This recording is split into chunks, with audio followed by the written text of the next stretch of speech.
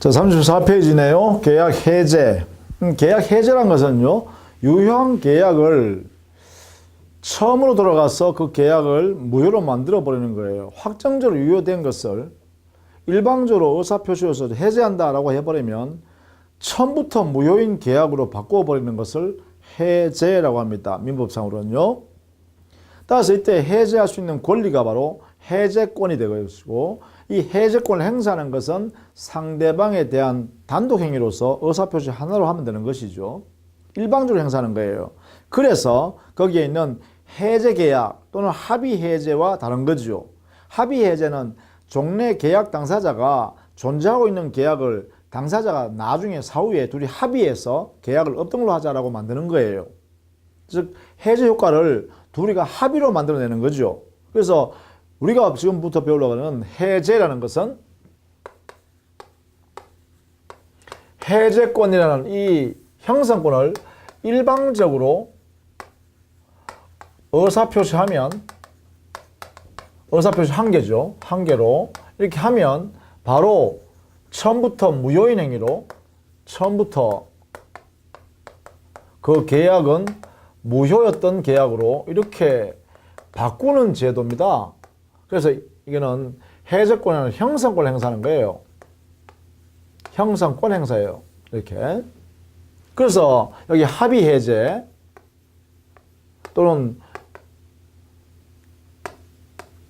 해제 계약, 즉 해제 효과를 발생하기 위해서 당사자가 청약과 승낙의 합치라는 계약을 통해서 이루어지는 거죠.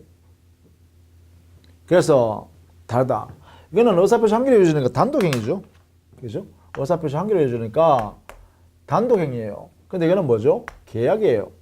이러면서 다르다라는 것입니다. 그럼 해제권 행사는 어떻게 하냐? 해제권은 기본적으로 우리 민법상에 해제 사유를 정해놨어요. 예를 들면 기본적으로 채무자가 채무 이행을 하지 않는다. 채무 불이행 상태가 있을 때 해제할 수 있어요. 그리고 또 담보 책임에 있어서 해제권을 행사할 수도 해놨더란 말이죠. 이런 경우에 일방적으로 의사표시를 하면 돼요. 이때 상대방에 대해서 하는 거죠. 계약 당사자인 상대방에 대해서. 그래서 이 일방적 의사표시는 상대방 있는 의사표시로서요. 이때 의사표시 명시적이든 묵시적이든 관계없죠. 그리고 상대방한테 도달하면 효력이 발생하는 거죠. 만약에 해제권 행사의 당사자가 여러 사람이거나 그 상대방이 여러 사람이다. 즉 계약 당사자가 수인 여러 사람이라면 이때는 전원이 의사표시로 해제해야겠죠. 또 만약에 상대방이 여러 사람이면 전원에 대해서 의사표시로 해제한다 해야겠죠. 그래서 보통 이것을 우리는 행사의 불가분성이 있다 이렇게 해요. 즉 전원으로부터 해제 의사표시가 나오거나 또는 전원에 대하여 의사표시여서 해제권을 행사해야 된다 이래 되겠죠. 이게 바로 행사의 불가분성이라는 특성이 있습니다. 다만 이 행사의 불가분성에 관한 우리 민법에 있는 규정은 임의 규정입니다. 임의 규정이기 때문에 당사자가 별도로 약정을 할 수 있습니다. 이렇게 되어 있죠. 자, 이렇게 일반적 의사표시 행사를 하게 되면 행사를 하게 되면 그 효과가 발생합니다. 해제의 효과. 그 해제 효과는요, 소급에서 무효가 되죠. 소급적으로 계약이 실효됩니다. 무효로 돼요. 자, 이때 우리 민법은요, 소급에서 무효가 되면 부당이득의 반환의 성질로서 원상회복하도록 하고 있어요. 원상회복. 원상회복이니까 계약이 없었던 상태로 돌아가라는 거예요. 원래 상태로 돌아가야 되니까. 따라서 여기는 원상회복에는요, 전부 반환이에요. 모두를 반환하는 거예요. 받은 물건도 반환하고 그 물건에서 나온 과실도 반환하고 돈이면 돈도 반환하고 그 받은 돈도 이자 붙여서 돌려줘야 되는 거예요. 그렇게 함으로써 계약이 없었던 상태로 원래 상태로 돌아가는, 아무것도 거래하지 않은 것으로 돌아가는 거죠. 이게 바로 원상회복입니다. 이 원상회복할 의무가 발생합니다. 이렇게요. 자, 이때 이 반환의 원상회복의 반환은 그래요. 성질상 가지고 있으면 무효인 행위임에도 불구하고 가지고 있으면 부당한 이득이잖아요. 받은 걸 가지고 있으면. 그래서 성질은 부당 이득이니까 반환한다라는 이러한 성질입니다. 다만 반환의 범위는 전부 반환한다는 면에서 부당 이득에 대한 특칙이 되겠죠. 반환 범위에 대해서는. 그죠? 이 부분에 대해서는. 그죠? 특칙의 성질 같습니다. 이렇게 정리하면 돼요. 이때 반환할 때는요, 원상 회복할 때 반환할 때는 그 반환 원상의 목적이 뭐냐?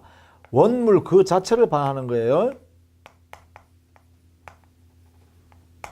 받은 물건을 그대로 반환하는 것을 말합니다. 원상 회복이에요. 의미가 원상 회복의 의미는 원물을 그대로 반환하는 거예요. 그래서 이게 민법이에요. 그 원물 반환에서 그 원물이 금전이라면 금전을 반환할 때는 그 금전을 받은 날로부터 이자를 붙여서 이자를 가산해서 반환하라. 이렇게 돼 있어요. 그러니까 금전 받은 건 예컨대 1,000만을 받았으면 그 1,000만을 돌려주는데 그 받은 날로부터 반환할 때까지 이자 있을 거 아니에요. 그것을 다 가산해서 돌려줘야 돼요. 이때 여기에 이 받은 날로부터 이자 가산할 때 이자도 뭐냐? 사실은 부당이득이기 때문에 그래요. 성질은. 그죠? 성질은 부당이득이기 때문에 타인의 돈을 가지고 있는 그 자체가 부당한 이득이라는 거죠. 그러니까 그게 이자가 생긴다는 거야. 남의 돈을 가지고 있으니까 이자가 발생한다는 거죠. 그 이자를 붙여줘라. 이때 이자는 법정이자입니다. 원칙적으로 당사자 약정이 없으면 법정이자. 법정이자 이율은 연, 민법상 이율은 연 5%입니다. 이렇게요. 당사자 약정이 있으면 약정이자를 쓰고요. 약정이 없다면 법정이자를 쓴다 이 말이죠. 자, 이렇게 해서 원물을 반환해야 돼요. 원물을 반환, 원상회복으로. 그 다음에 만약에 이 해제권 발생 원인이 채무 불이행을 이유로 발생했다라고 하면 채무 불이행에 의한 계약을 해제하고 나더라도 그 상대방 채무자가 채무 불이행 때문에 당사자 해제권 행사한 당사자한테 손해가 발생돼 있잖아요. 여전히. 그죠? 그러니까 별도로 해제하고 원상회복하고 다 했다 하더라도 채무 불이행에 따르는 손해배상 책임은 그대로 남아있어요. 그래서 해제권 행사한 사람은 세 번째, 별도로 채무 불이행에 의한 손해배상 청구권을 행사할 수 있다. 이게 인정됩니다. 단 여기서는 채무 불이행에 따른 책임입니다. 채무 불이행에 따른 책임으로서 물을 수 있다. 이렇게 되겠어요. 자, 이런 내용으로 정리하시면 되겠어요. 이렇게. 다만요, 여기는 가장 기본적인 성격만 설명했어요. 유효한, 확정적으로 유효한 계약에 대해서 만약에 채무자가 채무를 이행하지 않는 채무 불이행이라는 위협한 행위가 존재하게 되면 그 상대방은 그 계약을 해지할 수 있고 해지하면 이러한 효과가 발생한다는 거예요. 그럼 해제권 행사는 어떻게 하냐? 일방적으로 의사표시하면 된다는 거죠. 그 상대방한테. 채무 불이행한 채무자한테. 그죠? 행사하는 방법도 구체적인 내용을 그때 가서 배우도록 하겠습니다. 자, 그 다음에 매매 예약이죠. 매매 예약이라는 것은요, 지금 당장 매매 계약을 체결하는 것이 아니라 장래에 매매 계약을 체결하기로 미리 지금 약속해 두는 거예요. 매매 예약이란 것은 지금 매매하는 것이 아니라 이 매매는 장래에 매매를 체결할 것을 미리 지금 약정해 두는 거예요. 그러니까 미리 매매를 하고 해야 돼. 이렇게 약속해 두는 거예요. 이걸 매매 예약이라 그래요. 이때 우리 매매 예약은 예약의 형태는 편무예약, 쌍무예약, 일방예약, 쌍방예약 이런 네 가지 형태가 있거든요. 그 중에 우리 민법의 규정은 이 예약의 형태, 민법상으로는 그래요. 일방예약에 관한 규정만 두고 있어요. 그래서 일방예약으로 우리 민법은 추정하는구나 라고 해석합니다. 그럼 일방예약이 도대체 뭐냐? 일방 예약이 도대체 뭐냐 이거죠. 민법에 규정되어 있는 이 추정하고 있다는 것, 이게 뭐냐? 바로 예약 당사자 중에 어느 일방에게, 어느 한쪽에 이 예약을 완성해서 계약을 체결하는, 즉 매매 계약을 체결해 버릴 수 있는 권리, 일방적으로 매매 계약을 체결해 버릴 수 있는 권리를 예약 완결권이라는데, 이 예약 완결권이라는 이거 권리 성질은 뭐냐? 형성권이에요. 형성권이기 때문에 예약 완결권을 일방적으로 의사표시해 버리면 매매 계약을 체결돼 버려요.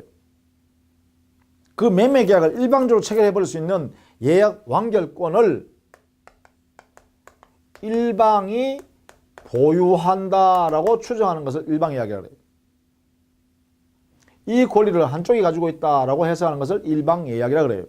그러면 이때 이 예약 완결권을 가지고 있는 당사자가 뭐 예컨대 약속한 그때쯤 가서 말이죠. 장래에 가서 야, 매매계약 체결되었다 라고 의사표시해 버리면 매매계약이 완성돼 버려요. 바로 상대방한테 승낙받을 필요 없다는 거죠. 그게 바로 예약 완결권이라는 형성권이다 이 말이죠. 이렇게 되는 것을 매매의 예약이라고 합니다. 자, 매매 예약 의미를 배웠습니다. 미리 약속하는 거예요. 예컨대 예약이라는 제도는요, 예약이라는 제도는 장래에 가서 어떤 계약을 체결하기로 미리 약속해 두는 거예요. 예컨대 임대차 계약을 3년 뒤에 하기로 했으면, 그러면 야, 임대차 계약은 지금 약속하는 거예요. 야, 지금 임대차 계약하는 게 아니라 3년 뒤에 너 물건 내한테 빌려주라. 내가 그때 내 빌릴게. 알았어. 이렇게 약속하는 게 뭐예요? 그게 임대차 예약이죠. 매매 계약의 예약은, 매매 예약은 뭐예요? 야, 3년 뒤에 네 건물 내가 살게. 내한테 팔아라. 알았어. 내가 니한테 팔게. 이게 뭐예요? 매매 예약이죠. 이렇게 해요. 기본적으로 매매 내용들을 이렇게 만들어 놓고 약속을 미리 해두는 거예요. 그때 가서 우리 계약을 하자. 이렇게 해요. 자, 이런 내용이다. 자, 그 다음에 우리는 계약을 하게 되면 계약금을 주고받겠죠. 계약을 하게 되면 계약 시에 당사자가 계약금으로 이걸 주고받습니다. 이게요. 수수가 일어나요. 수수. 주고받는다. 그죠? 계약 시에 계약금이라는 금전을 주고받아요. 물론 이때 계약금이라는 것은 반드시 금전일 필요는 없습니다. 금전, 기타, 물건이면 되는데, 자, 이때요. 이 계약금을 주고받는 이 내용은 당사자 계약할 때요. 계약금. 계약할 때 계약금 얼마로 할까? 이렇게 서로 정하죠. 그래서 계약금은요. 계약금 계약에 의해서 이루어집니다. 그러면 계약금 계약은 어떻게 해요? 본 계약 이쪽에 만약에 매매 계약 한다든가 임대차 계약 한다든가 이렇게 계약을 할 때 이 계약금, 야, 계약금 얼마 줄까? 좋아, 얼마 줘. 이렇게 합의해서 주고받잖아요. 그러면 이 계약에 붙어서 계약금 계약하는 거죠. 그래서 계약금 계약은 종된 계약이다. 이렇게 해서 해야겠죠. 종된 계약이다. 이게 주된 계약이고, 그죠? 이렇게 되겠죠. 그 다음에 이 종된 계약인 계약금 계약은 둘이만 의사표시만 하면 되는 게 아니에요.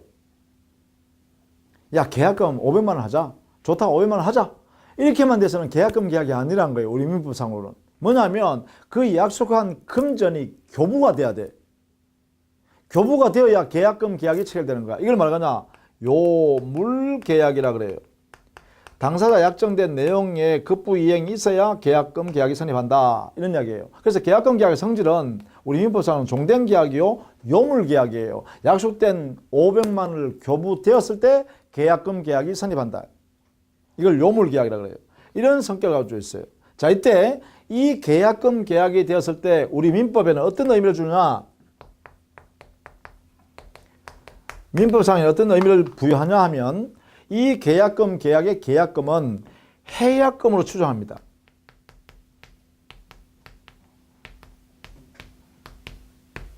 해약금으로 추정하고 있습니다. 자, 민법에 이 계약금은, 민법상 계약금은, 자, 계약금 계약을 통해서 계약금을 주고받았죠? 계약금을 주고받으면 그 계약금의 성질을 해약금으로 추정합니다. 그러면 해약금의 추정이 뭐냐? 의미를 알겠죠. 해약금의 추정의 해약금이라는 것은 그 계약금 안에 양 당사자가 해제권을 하나씩 가지고 있기로 하는 내용이 들어있는 계약금이에요. 그러니까 뭐예요? 이래 되겠죠? 해제권이 유보, 담겨져 있는 또는 보류라 해야 돼요. 그 안에 들어있는 계약금을 말한다. 이 의미를 해약금이라고 그래요. 그러니까 결국은 이렇게 되겠죠? 해약금으로 인정한다는 말은 해제권이 계약 당사자한테 해제권이 존재하고 있다는 것을 약속해서 계약금을 주고받았다는 거죠. 그러면 계약 당사자는 이 해제권을 행사할 수 있다. 이게 되겠죠. 바로 이게 민법에 있는 565조에 있는 해약금 추정에 관한 규정의 의미예요. 이 해약금의 추정 때문에 계약 당사자는 해제권을 행사할 수 있는데 이 해제권 행사를 어떻게 하느냐라는 요건을 요거죠. 행사 요건을 여기다 적어놓은 거죠. 뭐냐면 당사자, 계약 당사자 중 어느 일방이라도 이행에 착수하기 전에 한다. 일방의 이행 착수 전, 착수할 때까지 교부자는 포기하고, 자, 계약금을 준 사람은 그 계약금을 포기하고, 수령자는, 즉 계약금을 받은 사람이죠. 수령자는 배액을 상환하면서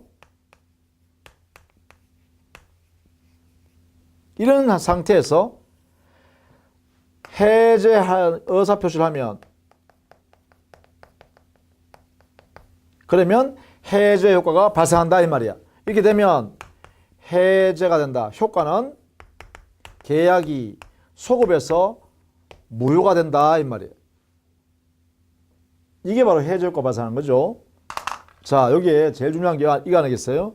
일방의 이행 착수할 때까지, 요때까지만 해제를 할 수 있는데, 해제할 때, 교부자가 해제할 때는 자기가 상대방한테 주었던 그 계약금을 포기해야 돼. 반대로 수령자가 계약을 해제할 때는 받은 금액에 배액을 붙여서 돌려주면서 해제해야 돼. 해제는 의사표시해야 되죠. 의사표시를 하면 돼, 일방적으로. 그렇게 하면 뭐냐? 효과는 해제 효과가 발생해요. 그러니까 당연히 뭐예요? 소급에서 무효가 되겠죠. 무효. 근데 이행에 착수한 게 아무것도 없으니까 뭐야? 받은 게 없죠. 받은 게 없으니까 원상회복이라는 의미가 없죠. 원상회복이라는 이런 의무가 발생할 수 없어요. 그 다음 여기에 채무불이행이 요건이 없죠.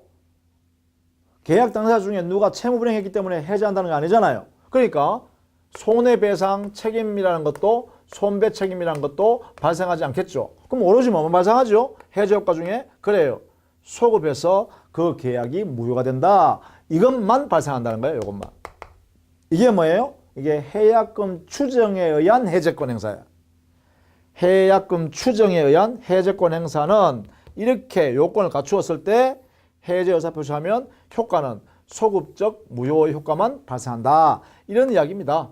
이게 바로 계약금과 관련된 내용이다 이 말이죠.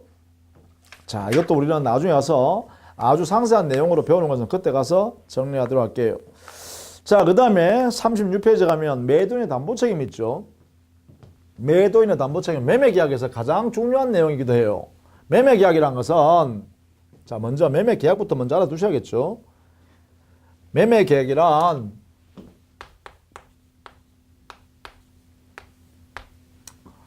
어느 일방이 재산권을 이전하기로 약정하는 거야. 상대방과 약정하고, 그 상대방은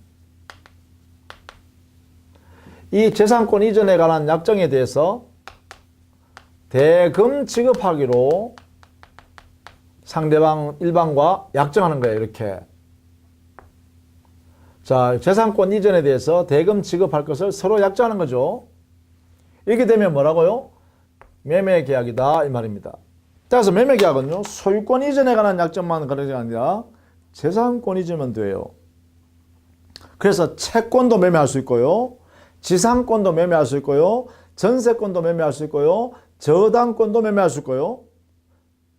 이렇게 되겠죠? 뭐 특허권도 매매할 수 있어요. 실용신앙권도 매매할 수 있고요. 상표권도 매매할 수 있어요. 저작권도 매매할 수 있고요. 그죠? 이게 바로 매매의 대상이에요. 재산권이면 되니까. 우리 민법상으로 그죠? 그러니까 내 재산권을 너한테 넘겨줄게 라고 약속하고 그 대가로 돈 받을게 라고 둘이가 합의되면 이게 매매계약이다. 이렇게 매매계약. 그래서 우리가 사회에서 쓰는 매매와 조금 민법이 더 큰 의미를 갖고 있다. 그죠? 소유권만 사고 파는 게 아니다. 이거죠. 이렇게. 자, 이걸 매매를 한다. 그러면 이제 이게 재산권 넘겨주라는 이 일방을 이름을 뭐라 그러냐? 이 사람을 매도인이라 그래요. 이 사람을 매도인이라 그래요. 그 다음에 상대방은 뭐라 그러냐? 상대방. 대금 지급하는 사람이죠? 이 사람 뭐라 그래요? 바로 이것은 매수인이라 그래요. 그러면 이 매도인과 매수인 사이는 매도인은 재산권을 넘겨줄 의무? 그럼 재산권이니까 물건도 넘겨줘야겠죠? 이걸 이전해 줄 의무?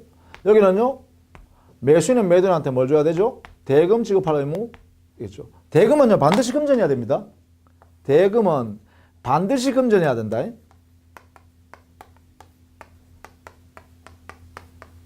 반드시 금전해야 돼요. 만약에 이 대금이 아니라 재산권 이전에 대하여 그만한 대가로서 재산권 넘겨주려 약속하는 걸 뭐냐? 교환이라 그래요. 거기에 37페이지에 12번 교환 있죠? 어느 일방이 재산권 넘겨주려고 그러니까 상대방도 그 재산권 넘겨줄게라고 둘이가 합의해버리면 재산권 상호간에 주고받기로 하는 약정을 말하냐? 그걸 교환계약이라고 그래요. 교환. 그러면 매매와 차이점은 뭐예요? 요거 하나예요. 교환과 매매의 차이점은 요거에 관한 내용이 다를 뿐이에요. 그럼 나머지 다 똑같아요. 그래서 별도로 교환은 설명할 게 별로 없죠. 왜? 매매가 똑같으니까. 요것만 달라지니까. 해야 되겠죠. 자, 이때 말입니다. 이때 이 매도인은 재산권도 넘겨줘야 되고 자기가 가지고 있는 매매 목적물도 건네줘야 되죠. 또 여기에 있는 매수인은 대금을 지급해야 되죠. 근데 말입니다. 이 매수인의 대금 지급 의무는 이 대금은 좀 더러워도 역시 가치가 똑같아요. 또 일부 좀 이렇게 찢어져도 그래도 대금은 금전은 똑같아요. 가격이. 가치가 똑같아요. 뭐 5만 원짜리 금전이 좀 허물어 뭐 이렇게 찢어졌다고 이게 5만 원짜리가 아니고 4만 5천 원짜리 되나요? 그렇지 않죠. 또 일부 기퉁이가 조금 찢어져 나갔다고 그 5만 원짜리가 아니고 그 찢어질 만큼 줄어들어 가지고 뭐 이건 3만 원짜리다 이런 건 아니잖아요. 그러니까 대금 지급에 관한 이 매수인의 의무 이행은 여기는 의무 이행에서는 여기는 흠이 있을 수 없어요. 하자가 존재할 수 없어요. 그런데 말입니다. 여기에 있는 매도인이 의무를 지급 부담하고 있는 재산권 이전과 물건 인도예요. 재산권 이전해야 되고 물건을 인도해 줘야 돼요. 이렇게. 근데 이게 재산권이나 물건에는 흠이 있을 수 있죠. 여기에 재산권이나 물건에는 여기는 각각 뭐가 있을 수 있어요? 그래요. 하자가 있을 수 있어요. 하자 존재 가능성이 언제나 있어요. 그죠? 그러니 매수인이 지급하는 그 대금 이전, 대금 지급에는 어떤 경우에도 그 약속된 금전을 지급해버리면 하자가 없어요. 그런데 매도인이 건네주는 물건이나 재산권에는 흠을 만들어 줄 수도 있단 말이에요. 줄 때. 그럼 이때는 뭐예요? 매수인이 손해보잖아요. 그래서 우리 민법에다가요. 야, 10억짜리 가치를 가지고 재산권 10억짜리다. 대금 10억 준다. 이렇게 했잖아요. 그런데 알고 보니까 여기 하자가 1억 고치는데 1억이 들어요. 하자가 1억 들어요. 그럼 이거는 10억짜리가 아니라 9억짜리밖에 안 되잖아요. 그런데 상대방 매수인은 10억을 다 줬잖아요. 그럼 당연히 뭐예요? 매수인한테 손해가 생기잖아. 그러면 이 매매 유상성, 대가성 이게 허물어지잖아요. 그래서 이걸 보완하기 위해서 우리 민법은 아예 매도이나 너가 넘겨주는 재산권이나 물건에 흠이 있다면은 매수인한테 책임을 져야겠다. 그걸 뭐라 그래요? 매도인의 담보 책임이라 그래요. 여기에요. 매도인이 건네주는 재산권, 물건에 하자, 흠이 있으면 이 부분을 매도인 네가 언제든지 책임져 주면 매수인이 대금 지급하는 거하고 언제나 유상, 대가성이 유지된다. 그래서 우리 민법에서는 매매계약에서는 매도인이 하자가 있거나 하면 담보 책임을 져라. 책임을 져줘라. 매수인한테. 이렇게 해서 매도인의 담보 책임을 인정해요. 이때 담보 책임의 형태는 매도인이 재산권을 넘겨주는 재산권 권리에 하자가 있으면 여기에 따른 책임이 있을 것이고, 또 당의 재산권의 대상인 목적 물건이 있겠죠. 물건을 인도해 주는데 이 물건의 하자가 있으면, 그렇죠? 하자에 대한 담보 책임이 발생할 수 있겠죠. 그래서 두 가지입니다. 매도인의 담보 책임의 유형에는 크게 나누면 권리의 하자, 물건의 하자에 대한 담보 책임으로 각각 존재할 수 있다 이 말이에요. 그래서 우리 민법에 권리의 하자, 어떤 매매 계약 형태에 따라서 권리의 하자가 어떤 모양이 발생할 수 있는지를 다 검색해서 다 연구해서 그 권리 하자, 이런 권리 하자 있으면 이렇게 담보 책임지고, 이런 권리 하자 있으면 이렇게 담보 책임지고, 이런 권리 하자 있으면 이렇게 담보 책임져라 라고 민법에 딱 정해놨다. 그러면 그 상대는 매수인은 야, 매도인 이렇게 책임져, 매도인 이렇게 책임져, 매도인 이렇게 책임져 라고 권리 행사하면 되겠죠. 따라서 매도인의 담보 책임이란 것은 곧 상대방 매수인이 담보 책임을 물을 수 있는 권리가 보장되겠죠. 이렇게 이걸 보장해 주는 제도가 바로 매도인의 담보 책임이에요. 그러면 이 담보 책임의 성질은 뭐예요? 이러한 권리나 물건의 하자가 있으면 언제나 책임져 주는 것이 당연하죠. 잘잘못 따질 필요 없죠. 그래서 매도인의 담보 책임은 매도인이 잘못이 없어도 책임져야 하는 무과실 책임입니다. 여기에 매도인의 담보 책임은, 매도인이 치는 이 담보 책임의 성질은 그래요. 매도인이 잘못이 없어도 책임져야 할 무과실 책임이에요. 무과실 책임. 그리고 이 책임의 내용이 무거우니까 우리 민법에서 정해져 있는 대로 책임을 져라 라고 하는 법정 담보 책임으로 이렇게 규정해 놨어요. 다만 말이죠. 우리 민법에 정해놓은 이 책임의 내용은 가행 규정이 아니라 임의 규정이에요. 왜요? 계약법에 있는 거잖아요. 계약법에 있는 것은 계약 자유원칙이니까 당사자끼리 야, 담보 책임 더 많이 줄 수도 있잖아요. 매도인이 책임을 민법에 규정되어 있는 내용보다 더 많이 지겠다 할 수도 있잖아요. 또 매수인이 그만큼 책임 안 줘 좋다 이렇게 해줄 수도 있잖아요. 그러니까 여기에 있는 법정 책임인 민법의 상의 규정은, 임의 규정은, 강행 규정은 임의 규정으로 해석할 수 있다겠죠. 강행 규정일 필요 없죠. 그러니까 임의 규정을 해석하니까 당사자 약정으로 이 담보 책임을 가중 약정할 수도 있고, 감경 약정할 수도 있고, 심지어 면제 약정도 가능하죠.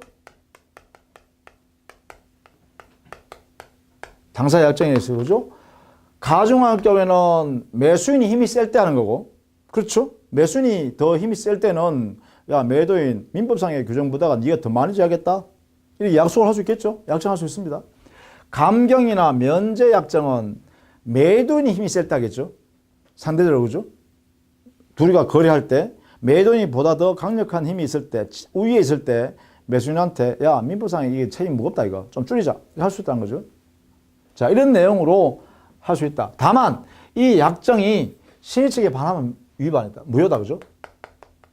신의 측 위반이면 안 된다. 그죠? 위반 시에는 이때는 이 약정이 무효가 됩니다. 이런 거죠. 매도인이요, 매수인한테 매매 계약을 체결하면서 야, 이 내 팔기로 한 이 물건 내 다른 사람한테 팔아먹어도 난 너한테 책임 안 줘? 이 말이 안 되잖아요. 매수인한테 계약하면서요, 야, 너한테 이 매매 계약하지만 내가 다른 사람한테 팔더라도 나 책임 안 진다? 이건 말이 안 된다는 거예요. 자기 행위와 모순되는 행위를 하는 거잖아요. 그래서 안 되죠. 또 매도인이 말이죠, 뻔히 자기한테 그 물건의 하자 있는 뻔히 알면서 말이죠, 나 책임 안 줘 이렇게 하는 것은 이것도 모순이죠. 그래서 이런 경우는 신의성실의 원칙에 위반되기 때문에 그러한 약정은 무효가 된다 이런 이야기예요. 그렇게 되겠죠. 자, 이렇게 주로 여기서 발생하겠죠. 감경, 면제 약정하는 경우에 특별히 신의성실의 원칙에 문제되겠죠. 이래 될 거예요. 자, 이런 내용이 매도인 담보 책임의 내용이고, 그 구체적인 내용들은요, 우리가 기본서에 가서 봅니다. 기본적으로 매도인 담보 책임이 뭐다라는 것만 좀 이해해 달라는 거죠. 그죠? 매수인은 뭐 돈 주는 거니까 돈에 뭐 흠이 있을 수 없잖아요. 약속한 돈을 다 줘버리면, 대금 다 줘버리면, 거기는 책임질 일이 없어요. 근데 매도인은 다르다는 거예요. 재산권이나 뭐 물건에, 매매하기로 한 물건에 흠이 있는데도 불구하고 그걸 주면 당사자의 이 유상성, 대등한 가치를 주고받는다고 했는 이 매매 계약의 성질이 바뀌어버린단 말이에요. 그러니까 이걸 보완하기 위해서 이렇게 담보 책임이라는 제도를 만들었다. 이렇게 봐주시면 되겠어요. 자, 그 다음에 환매란 것은, 환매는요, 그렇습니다. 매매 계약을 하면서 동시에 그 매매 계약과 함께, 야, 내 이 소유권 너한테 파는데, 매수인 너는 그 소유권을 다른 사람한테 팔지 말고, 내가 3년 뒤에 내가 대사할 테니까 내한테 팔아야 돼. 그러니까 미리 약속해 놓자. 매매 계약할 때 지금 미리 내가 대사온다라는 권리를 내가 갖고 있다는 걸 표시해 놓자. 이게 뭐예요? 환매 약정하는 거예요. 매도인이 대사올 수 있는 권리를 미리 정해 놓는 거죠. 이게요. 그래서 매도인과 매수인 사이에 매매 계약을 하면서 매도인에게 환매권 유보, 남겨두기로 하는 약정을 해두는 거예요. 그래서 일정한 기간 후에 이 환매권을 행사해서 매수인에 있는 소유권을 가져오겠다라는 약정을 해두는 게 뭐냐? 환매특약이라 그래요. 뭐 이런 경우가 있을 수 있죠. 뭐 돈이 필요한 사람이 있으면 이럴 수도 있어요. 그죠? 갑이 자기가 건물이 뭐 여러 개 있는데 돈이 지금 당장 돈이 한 10억 필요해요. 근데 이 을이라는 사람이 이게 한 15억 정도 가요. 그런데 을은 한 4년 뒤에 이 건물에 살다가 외국으로 이민을 가려고 그래요. 그러면 이 건물을 사서 잠시 한 4년 정도 있다가 나갈 때 돈을 회수해서 나가면 가장 안전하죠. 근데 갑이라는 사람은 자기가 돈이 좀 한 10억 정도 필요하니까 지금 당장 15억짜리를 을한테 파는 거죠. 어떻게 하냐면 15억짜리를 매매 10억에 팔아요. 왜? 자기한테 지금 돈이 10억 돈이 필요하니까. 그래서 10억에 팔아요. 그러면서 대신에 야 4년 뒤에 그러면 너 그거 내가 돈을 13억 줄 테니까 왜 10억을 내가 4년 동안 쓰고 거기에 3억을 붙여가지고 내가 을 니한테 돌려줄 테니까 소유권은 네가 다른 사람한테 팔면 안 돼. 그 소유권은 내한테 돌려줘야 돼. 이렇게 매매 계약할 때 여기다가 이렇게 붙일 수 있죠. 4년 후 내가 13억에 되산다, 대사온다, 환매할 수 있는 권리를 특약을 딱 붙여가지고 환매 특약을 붙여가지고 갑이 되사올 수 있는 환매권을 보유한다라고 이렇게 계약을 딱 쓰는 거죠. 매매 계약할 때요, 같이. 그러면 소유권을 이렇게 하겠죠? 요 소유권 15억짜리를 10억에 이 사람은 이렇게 사용할 수 있죠? 4년 동안. 그런 다음에 4년 뒤에 갑한테 얼마 받아요? 13억 받는 거예요. 10억 돈 줬다가. 대사는 파는 거야, 이 사람이. 을이 소유권 자기 앞에 가져왔다가. 그 다음에 4년 뒤에는 뭐야? 갑이 매수하고 을이 매도하는 거지. 그러면 갑은 13억의 돈을 지급하면 을은 소유권 넘겨주면 되잖아요. 그죠? 그러면 이 사람은 15억 원 가지고 지금 당장 10억이 필요한 것을 4년 동안 활용할 수 있잖아. 그리고 이 사람은 뭐예요? 소유권을 꽉 쥐고 있으니까 돈 13억 돈 안전하게 받을 수 있겠지? 왜? 15억짜리 건물을 13억 돈 안 주면 이 건물을 안 주면 되잖아? 그럼 이 사람 팔면 되겠지? 이해되겠죠? 그러니까 뭐예요? 을한테도 유리하고 갑한테도 유리하죠? 양쪽 다. 자기의 필요성에 따라서 움직일 수 있다 이 말이에요. 그러면 뭐냐? 이때 우리는 요 약정, 매매 계약과 함께 이루어진 이 약정을 뭐라냐? 환매 특약 또는 환매 약정이라 그래요. 이때 환매 약정의 가장 중요한 것은 뭐냐? 환매 대금, 돈 얼마로 정한다. 언제 행사한다. 그리고 그 내용은 환매권을 갑한테 준다. 매도인한테, 그죠? 매도인한테 환매권을 남겨둔다라는 약정을 이렇게 두는 거예요. 이렇게. 요것을 우리는 환매 특약 약정이라 그래요. 요 부분을, 그죠? 이러한 내용을 만들어 놓으면 갑은 안전장치를 할 수 있어요. 어떻게 하냐면 갑이 을한테 소유권 등기 전해 주면서 여기다가 갑에게 4년 후에 13억을 주면 되사올 수 있는 환매권을 갑이 보유한다 라고 요것을 등기부에 이렇게 함께 붙여 놓을 수 있어요. 요 등기를 뭐라고 하냐면 부기등기라 그래요. 부기등기. 요 등기부를. 그러니까 소유권 이전 등기를 갑에서부터 을한테로 이전 등기하면서 거기에다가 부기에서 요렇게 등기를 딱 붙여 놓는 거예요. 붙여 놓으면 갑은 환매권을 보유하고 있다는 것을 등기에 나타나 있잖아. 그렇죠? 그러면 4년 뒤에는 이 계약 내용대로, 요 등기된 내용대로 을에 대해서 권리를 행사할 수 있다 이 말이야.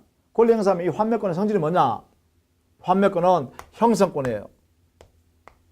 형성권이니까 여기에 있는 갑이 그 4년 안에, 4년 뒤에 돈 13억을 만들어서 자, 돈 여기 환매 대금 여기 있다. 그리고 소유권 내한테 환매해라. 돌려주라. 이렇게 하면 권리 행사하면 어떻게 돼요?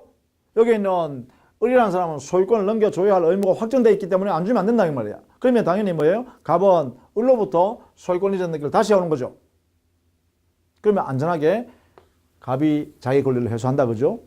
그럼 이 사람은 뭐예요? 10억 원을 돈을 4년 동안 3억 이자 받은 꼴이 되죠. 3억 이자 받은 꼴이 돼요. 10억에 사서 13억을 받았으니까. 그러면 자기가 안전하게 건물 소유권을 보유하니까 안전장치가 되죠. 그래서 보통 환매 제도는요, 이쪽에 있는 사람은 신용수수, 금융 활용이죠. 금융을 활용하고, 이 사람은 뭐예요? 소유권을 보유하니까 자기 채권의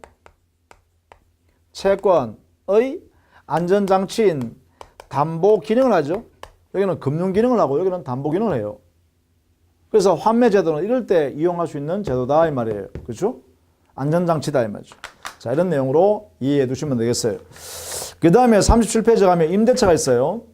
자, 임대차는 여기에 내용은 많이 써놨습니다만 임대차는 임대인이 목적물을 물건을 사용 수익하게 할 것을 약정하고요.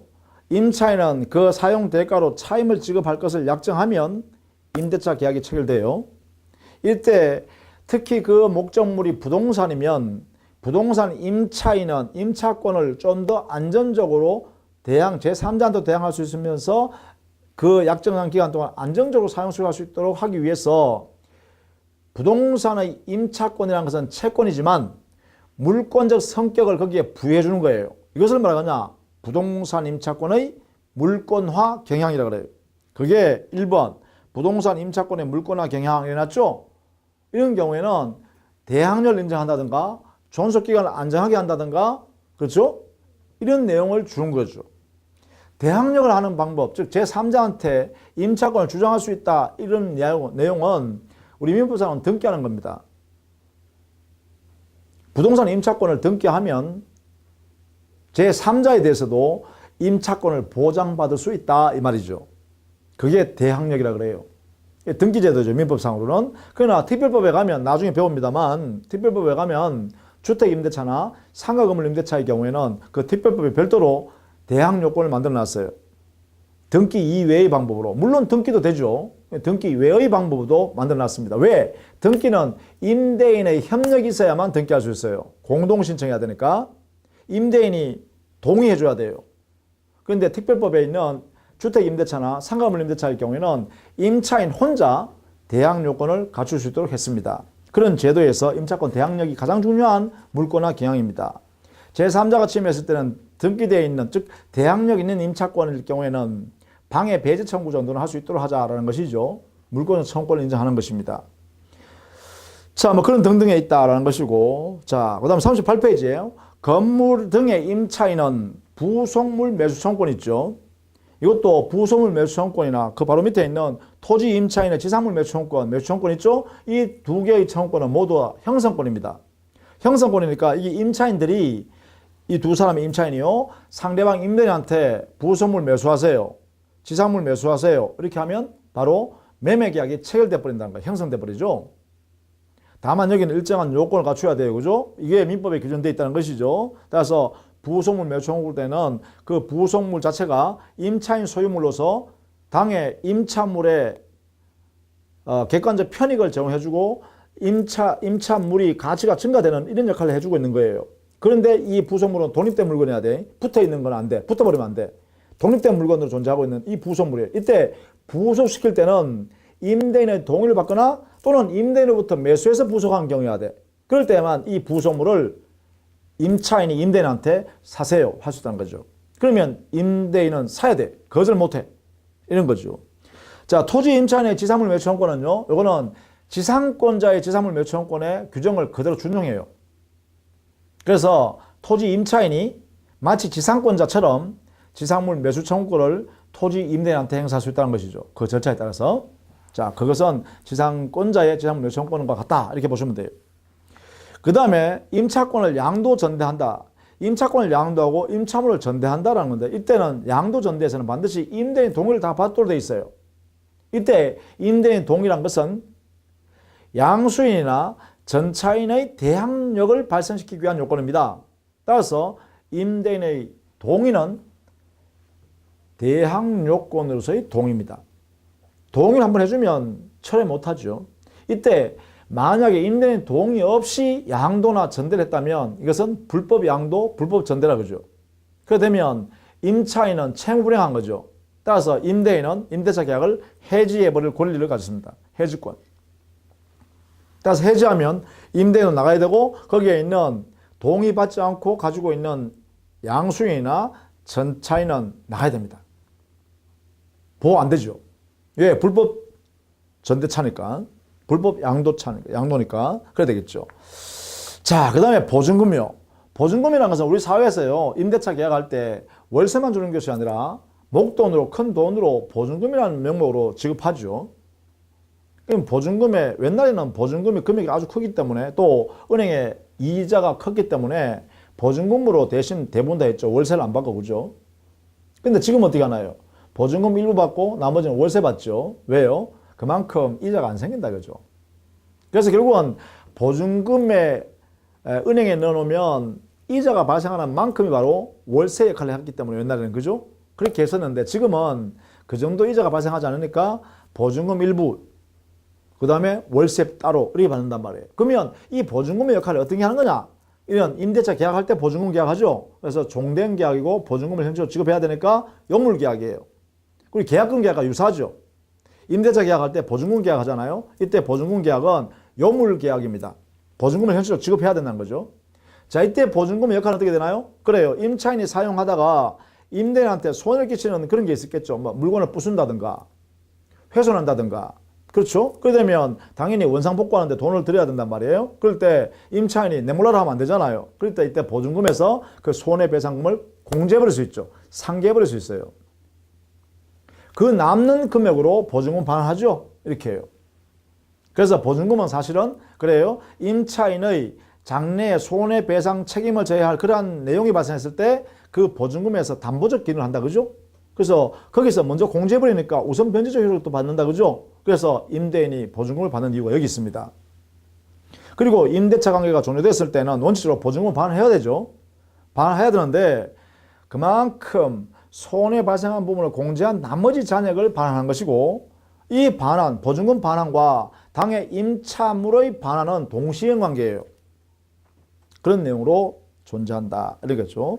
자, 임대차 종료 사유는 기간이 만료됐으면 종료할 것이고 해지 통고하면 종료됩니다. 다만 해지 통고할 때는 부동산의 경우에 임대인이 해지 통고했을 때는 통고하늘로부터 6개월이 경과해야 돼요. 그런데 임차인이 만약에 해지 통고했을 때는 1개월이 지나야 해지 효과가 발생해요. 이게 해지 통고예요. 그러나 즉시 해지라는 것은 뭐냐? 해지하면 곧바로 장래적으로 임대차 계약이 종료되어 버리는 거예요.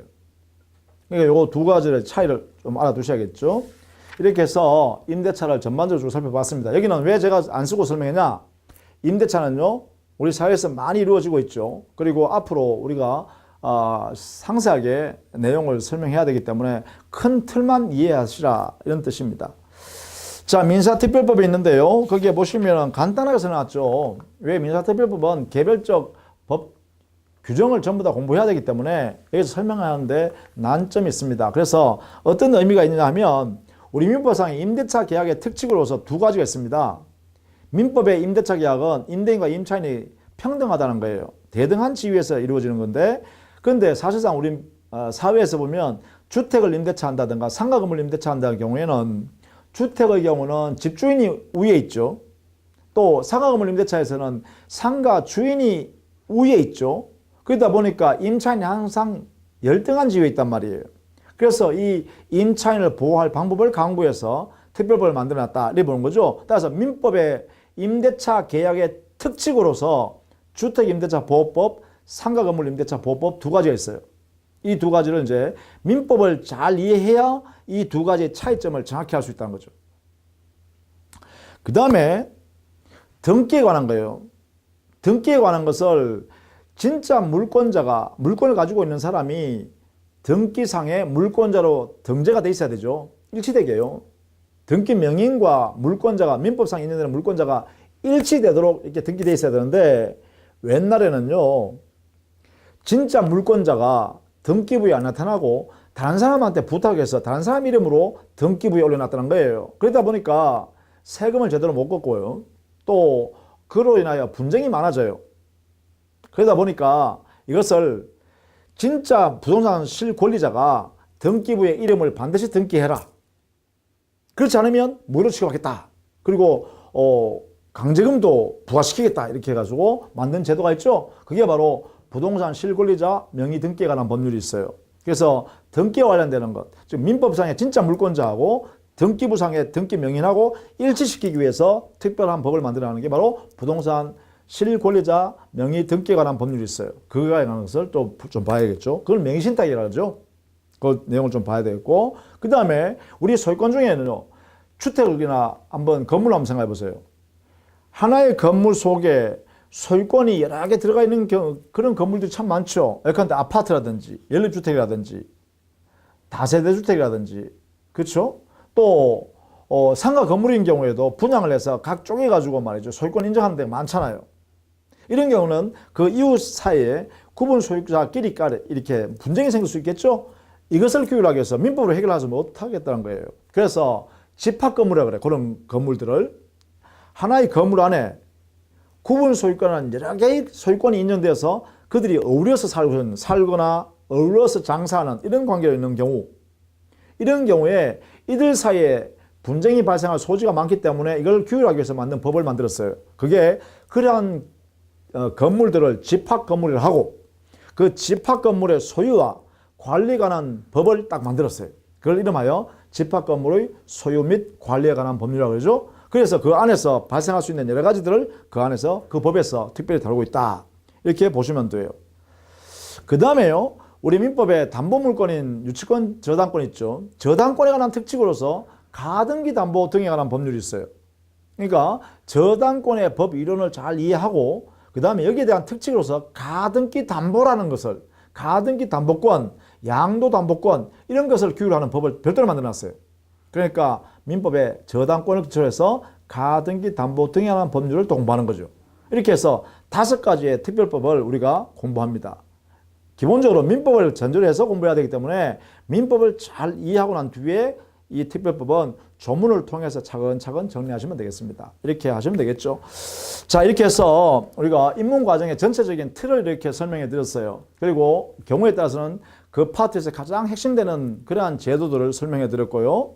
그래서 여기서는 전부 다는 해결할 수 없겠죠. 당연히. 그래서 우리는 기본 교재에 가서 차근차근 그 내용을 하나하나 열거하면서 그 내용들의 의미가 무엇인지, 그리고 법적 취지가 어떤 것인지를 설명해 드릴게요. 자, 입문서는 이 정도로 강의를 마무리하겠습니다. 자, 다음 우리는 기본서에서 다시 뵙도록 하겠습니다. 자, 수고 많으셨습니다.